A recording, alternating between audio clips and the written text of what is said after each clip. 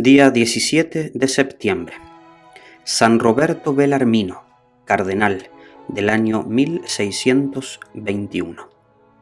Roberto significa el que brilla por su buena fama, y Belarmino quiere decir guerrero bien armado.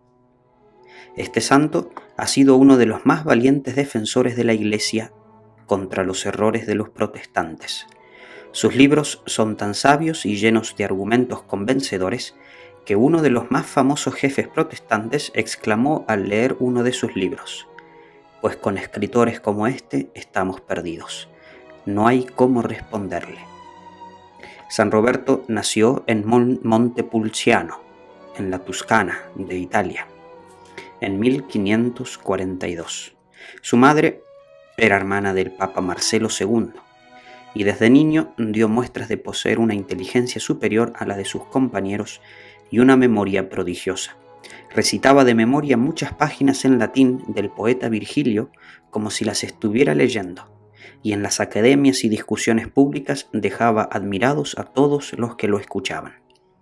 El rector del colegio de los jesuitas en Montepulciano dejó escrito así: «Es el más inteligente de todos nuestros alumnos y da esperanza de grandes éxitos para el futuro». Por ser sobrino del Papa, podía esperar obtener muy altos puestos y a ello aspiraba, pero su Santa Madre lo fue convenciendo de que el orgullo y la vanidad son defectos sumamente peligrosos, y cuenta él en sus memorias así: «De pronto, cuando más deseoso estaba de conseguir cargos honoríficos, me vino de repente a la memoria lo muy rápidamente que se pasan los honores de este mundo y la cuenta que todos vamos a tener que darle a Dios, y me propuse entrar de religioso, pero en una comunidad donde no fuera posible ser elegido obispo ni cardenal, y esa comunidad era la de los padres jesuitas». Y así lo hizo. Fue recibido de jesuita en Roma en el año 1560. Y detalles de los misterios de Dios. Él entraba a esa comunidad para no ser elegido ni obispo ni cardenal, porque los reglamentos de los jesuitas le prohibían aceptar esos cargos. Y sin embargo fue el único obispo y cardenal de los jesuitas en ese tiempo. Uno de los peores sufrimientos de San Roberto durante toda la vida fue su mala salud. En él se cumplía lo que deseaba San Bernardo cuando decía: «Ojalá que los superiores tengan una salud muy deficiente para que logren comprender a los débiles y enfermos». Cada par de meses tenía que enviar a Roberto a las montañas a descansar, porque sus condiciones de salud eran muy defectuosas, pero no por eso dejaba de estudiar y de prepararse.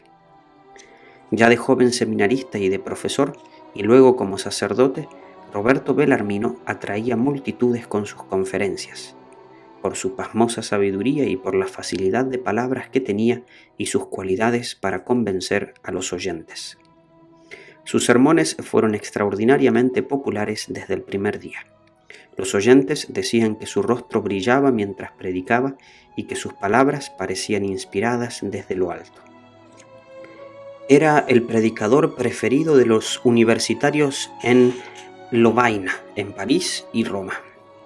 Profesores y estudiantes se apretujaban con horas de anticipación junto al sitio donde él iba a predicar. Los templos se llenaban totalmente cuando se anunciaba que era el padre Belarmino el que iba a predicar. Hasta se subían a las columnas para lograr verlo y escucharlo.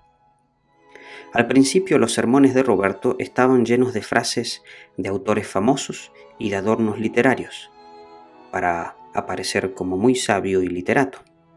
Pero de pronto un día lo enviaron a hacer un sermón sin haberle anunciado con anticipación, y él, sin tiempo para prepararse ni leer, se propuso hacer esa predicación únicamente con frases de la Santa Biblia, la cual prácticamente la sabía como de memoria. Y el éxito fue fulminante. Aquel día consiguió más conversiones con su sencillo sermoncito bíblico que las que había obtenido antes con todos sus sermones literarios. Desde ese día cambió totalmente su modo de predicar. De ahora en adelante solamente predicará con argumentos tomados de la Santa Biblia, no buscando aparecer como sabio, sino transformar a los oyentes, y su éxito fue asombroso. Después de haber sido profesor de la Universidad de Lovaina y en varias ciudades más, fue llamado a Roma para enseñar allá y para ser rector del colegio mayor que los padres jesuitas tenían en esa capital. Y el sumo pontífice le pidió que escribiera un pequeño catecismo para hacerlo aprender a la gente sencilla. Escribió entonces el Catecismo Resumido, el cual ha sido traducido a 55 idiomas y ha tenido 300 ediciones en 300 años, una por cada año. Éxito únicamente superado por la Santa Biblia y por la imitación de Cristo. Luego redactó el Catecismo Explicado, y pronto su nuevo catecismo estuvo en las manos de sacerdotes y catequistas en todos los países del mundo. Durante su vida logró ver 20 ediciones seguidas de sus preciosos catecismos. Sucedió entonces que los protestantes, los evangélicos, luteranos, anglicanos, etc., habían sacado una serie de libros contra los católicos y algunos no hallaban cómo defenderse. Entonces el sumo pontífice encomendó a San Roberto que se encargara en Roma de preparar a los sacerdotes para saber enfrentarse a los enemigos de la religión. Y así él fundó una clase que se llamaba las controversias, para enseñar a sus alumnos a discutir con los adversarios. Y pronto publicó su primer tomo titulado así, Controversias. En ese libro, con admirable sabiduría, pulverizaba lo que decían los evangélicos y calvinistas. El éxito fue rotundo. Enseguida aparecieron el segundo y el tercer tomo y hasta el octavo. Y los sacerdotes y catequistas de todas las naciones encontraban en ellos los argumentos que necesitaban para convencer a los protestantes de lo equivocados que están los que atacan nuestra religión. San Francisco de Sales, cuando iba a discutir con un protestante, llevaba siempre 2 libros, la Santa Biblia y un tomo de las controversias de Belarmino. En 30 años tuvieron 20 ediciones estos sus famosos libros. Los protestantes, admirados de encontrar tanta sabiduría en esas publicaciones, decían que eso no lo había escrito Belarmino solo, sino que era obra de un equipo de muchos sabios que lo ayudaban, pero la realidad era que cada libro lo redactaba él únicamente. El Santo Padre, el Papa, lo nombró obispo y cardenal y puso como razón para ello lo siguiente. Dijo así: este es el sacerdote más sabio de la actualidad. Belarmino se negaba a aceptar tan alto cargo, diciendo que los reglamentos de la Compañía de Jesús prohíben aceptar títulos elevados en la Iglesia.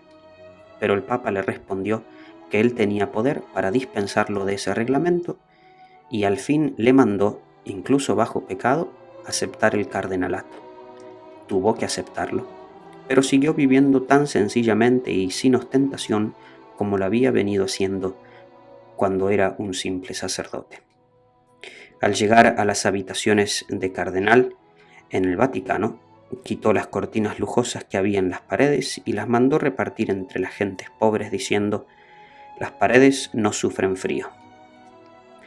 Los superiores jesuitas le encomendaron que se encargara de la dirección espiritual de los jóvenes seminaristas, y San Roberto tuvo la suerte de contar entre sus dirigidos a San Luis Gonzaga. Después, cuando Belarmino se muera, dejará como petición que lo entierren junto a la tumba de San Luis, diciendo: es que fue mi discípulo. En los últimos años pedía permiso al sumo pontífice y se iba a pasar semanas y semanas al noviciado de los jesuitas, y allá se dedicaba a rezar y a obedecer tan humildemente como si fuera un sencillo novicio. Poco antes de morir, escribió en su testamento que lo poco que tenía se repartiera entre los pobres, y que sus funerales fueran de noche para que no hubiera tanta gente, y que se hicieran sin solemnidad. Pero a pesar de que se le obedeció haciéndole los funerales de noche, el gentío fue inmenso, y todos estaban convencidos de que estaban asistiendo al entierro de un santo. Murió el 17 de septiembre de 1621. Su canonización se demoró mucho porque había una escuela teológica contraria a él, que se oponía a su canonización, pero el sumo pontífice Pío XI lo declaró santo en 1930 y doctor de la Iglesia en 1931. San Roberto Belarmino, pídele a Dios que nos envíe sabios defensores de la Iglesia, que nos ayuden a librarnos de los ataques y de los errores de los enemigos de la Iglesia.